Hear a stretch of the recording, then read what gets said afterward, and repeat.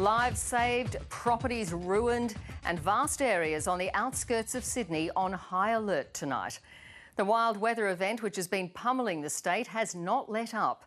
Countless homes and businesses are underwater. And even as the rain begins to leave Sydney behind, the flood risk remains. 17 evacuation orders are currently in place, including North Richmond, Pitt Town North and low-lying parts of Bulahdelah. Mount Seaview on the mid-north coast has received the most rain so far, 1,083 millimetres.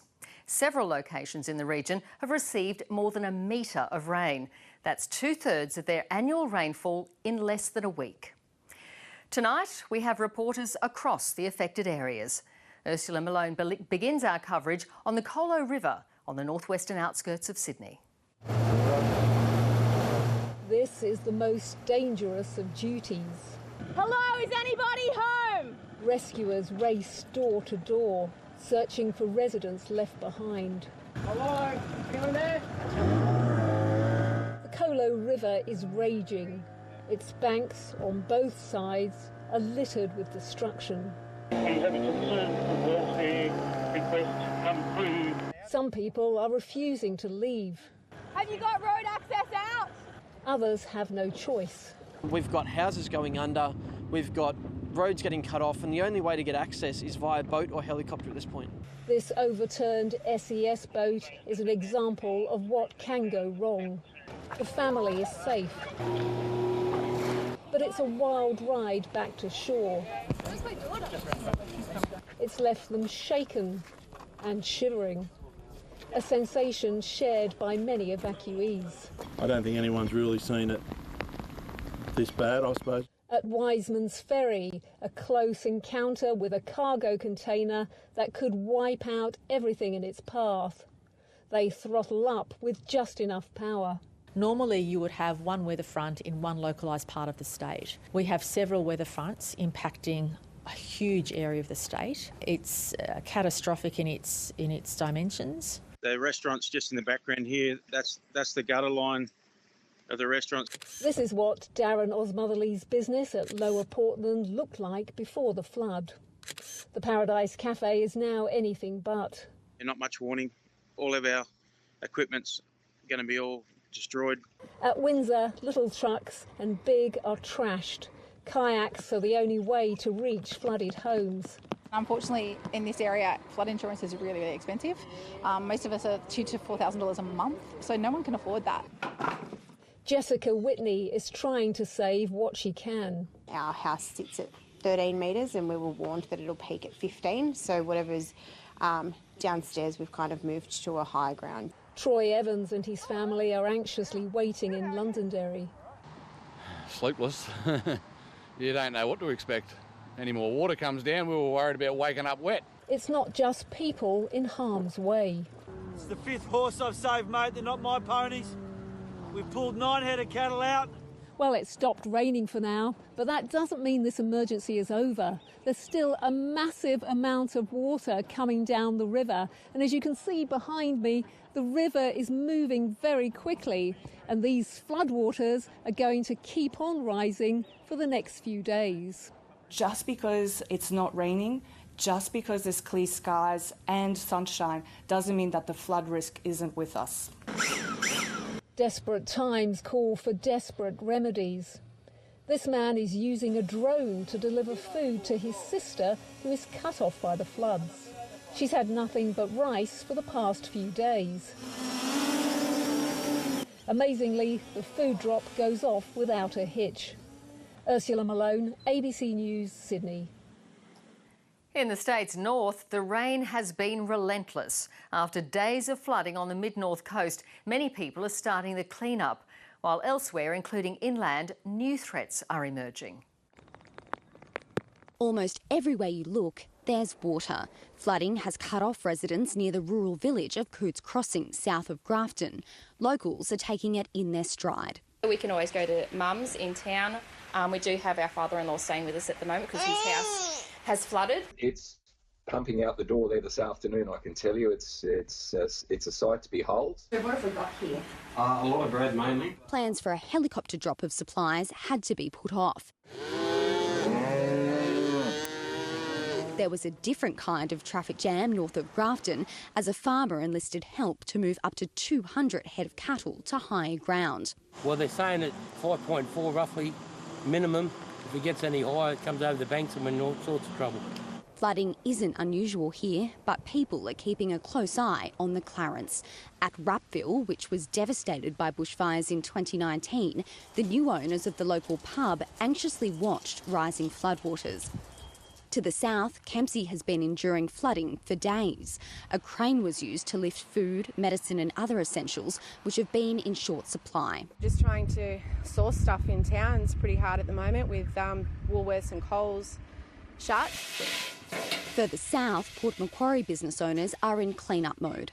We certainly won't be open for quite some time, which is clearly going to impact on the business.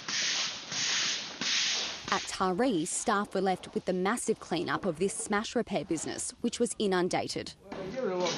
I've got 5 blokes here that are relying on income to pay their houses off. First thing come to me was, how are we going to keep going? And just as was forecast, heavy rain has reached inland areas. An evacuation warning was issued for low-lying parts of Moree. Back on the north coast, people are watching and waiting. The Clarence Valley remains on alert tonight as further downpours are forecast across the region. There's already been hundreds of millimetres of rain over the past few weeks. A soggy state hoping for the weather to pass. Claudia Jambor, ABC News, Cootes Crossing. People in southern New South Wales, meanwhile, were bracing for the worst today as the weather system moved in their direction. Tim Fernandez is in Wollongong. Tim, how are conditions there? A lot of rain today, but as you can see, the rain has eased. There are still concerns just about the sheer quantity of water that has hit the region over the last few days. Shoalhaven heads on the south coast have been opened to allow floodwaters in the Shoalhaven River to wash out to sea. Further north, in the Nepean River has transported a lot of floodwaters down towards Picton, where evacuation a warning was in place earlier today. Thankfully, those floodwaters have subsided and that warning has been cancelled. There are still a lot of closed roads across the region because of fallen trees and landslides, which are causing headaches for SES rescue crews who are trying to access people that have been cut off in the region. This includes a group of 9 campers out near Wombian Caves who've been stuck out there since Saturday. There have been multiple attempts to retrieve them by air, including one earlier today, that have all had to be cancelled due to the bad weather. Those rescue efforts are expected to be renewed tomorrow due to the easing conditions. However, we are still expecting to see some heavy surf and damaging winds hitting the south coast into tomorrow, Juanita. Tim Fernandez with the latest there from the Illawarra. Ashley Raper is at the State Emergency Operations Centre in Homebush. Ashley, take us through the areas of main concern tonight.